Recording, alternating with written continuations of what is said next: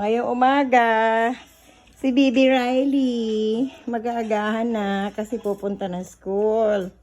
Ito ang kanyang agahan dito sa Canada ngayon. Ayan, ako, sang dami-dami. Sarap. Hotdog for Riley. At saka turon for Mommy. At saka kape. Nasaan ang gatas ni Riley? Disappeared. Kailangan kumuha ng gatas si Riley. Tingnan mo si Riley. Riley! Ano? Masarap ang agahan mo? Yeah. Grabe, sarap. Wow, wawi. Sige nga.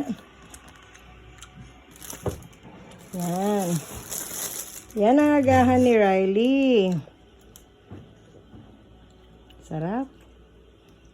Wow. Tsaka yan. Oh my. Yan ang agahan ni Riley. Tsaka ito kay Mami Nikki. Ito naman kay Grandma Nits.